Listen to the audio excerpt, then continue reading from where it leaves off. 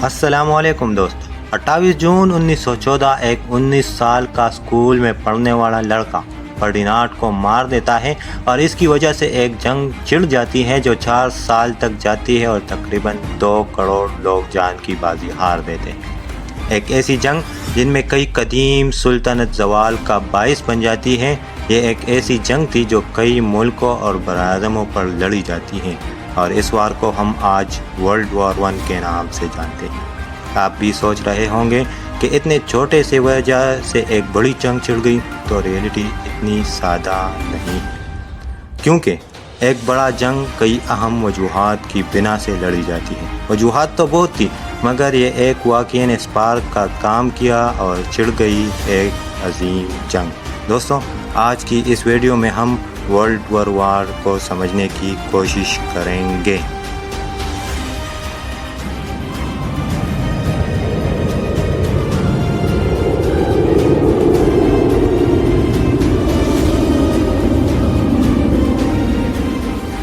दोस्तों, आज से कई सदियां पहले यूरोप के नक्शे के बीच में एक बड़ा एम्पायर ऑस्ट्रो हंगरियन एम्पायर था, जो आज के ऑस्ट्रियो और हंगरी जैसे मुल्कों से बहुत बड़ा था।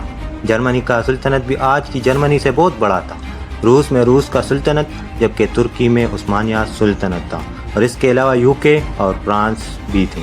दिलचस्प बात यह है कि इस वक्त यूरोप के कई मुल्क में मोनार्की यानी राजा महाराजा का राज रहता था। यूरोप में सिर्फ 3 ममालिक फ्रांस, स्विट्ज़रलैंड और सैन मेरिनो में मोनार्क सिस्टम नहीं था। यूरोप में कई मुल्क हैं जिसे बोस्निया और रोमानिया वगैरह को बाल्कन कंट्रीज़ कहते हैं।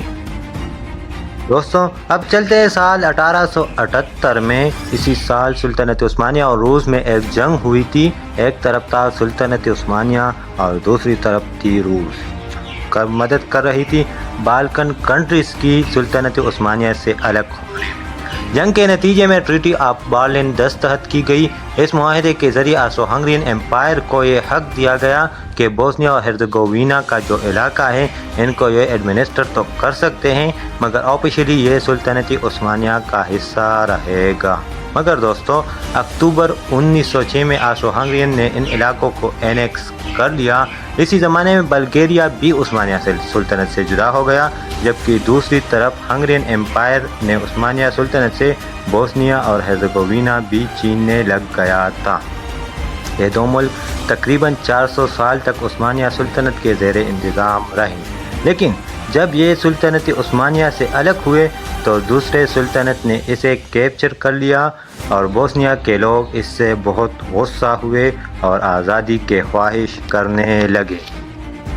दोस्तों, बोस्निया के हमसाया मुल्क सर्बिया के लोग भी बहुत गुस्सा थे, क्योंकि सर्बिया के लोगों का बोस्निया के लोगों से न सिर्फ जियोग्राफिकल कनेक्शन था, बल्कि एथिक कनेक्शन भी था।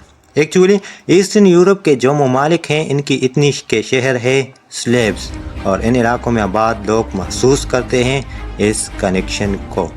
जबकि यहाँ ये बात भी काबिल ज़िक्र है कि यहाँ के लोग अपने आप को साउथ स्लेव्स पुकारते हैं, और इसी वजह से ही इन ममालिक में स्लेव कौम उभरने लगी।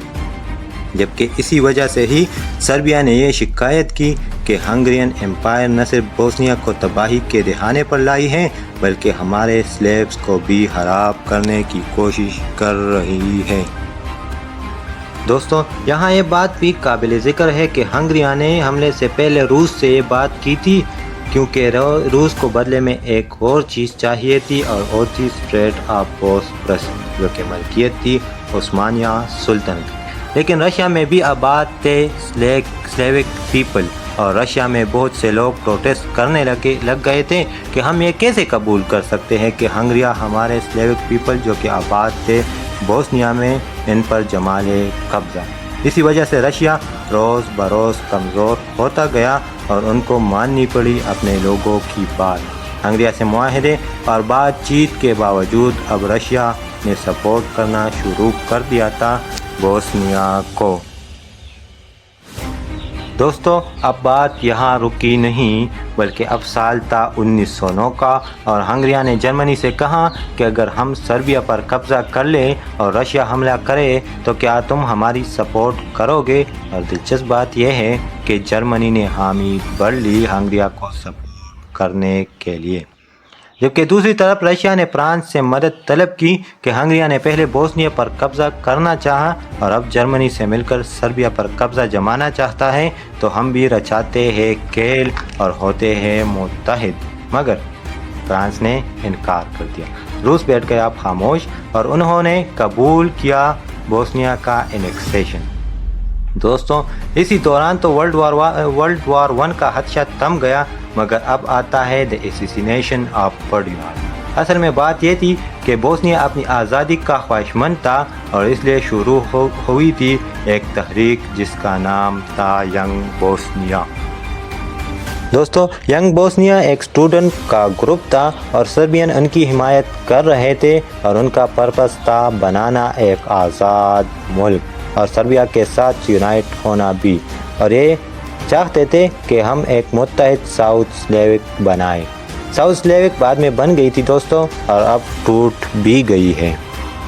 दोस्तों, अब दिन था 28 जून 1914 का और ऑस्ट्रो हंगरियन के प्रिंस फर्डिनांड सफ़र करने जा रहे थे बोस्निया के एनेक्स टेरिटरी में अपने वाइफ के साथ। इसी दौरान बोस्निया तहरीक के चीफ बंदों ने फैसला किया कि वो इनको मारेंगे।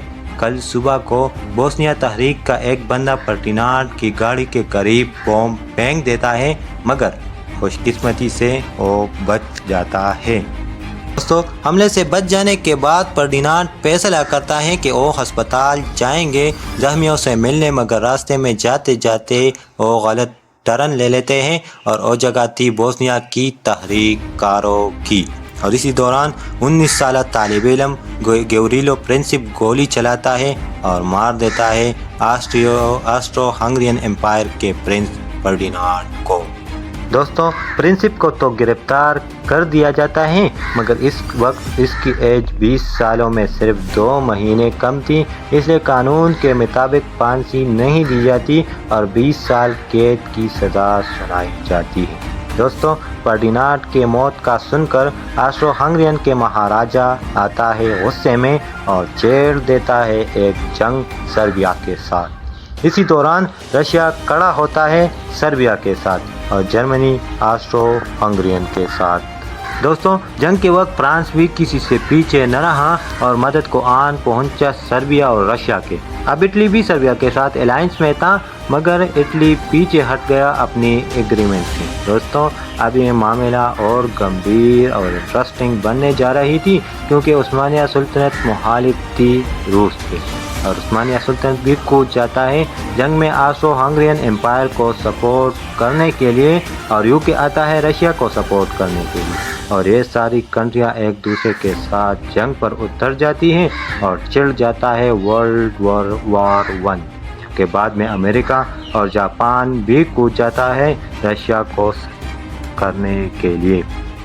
दोस्तों, अब यहाँ दिलचस्प बात ये थी कि ब्रिटिश बरसागिर पर भी रूल थे और उन्होंने बरसागिर को भी अपने साथ मिला लिया और इस तरह शुरू होता है वर्ल्ड वार 1। दोस्तों, उम्मीद करता हूँ कि इस वीडियो से आपने बहुत कुछ सीखा होगा।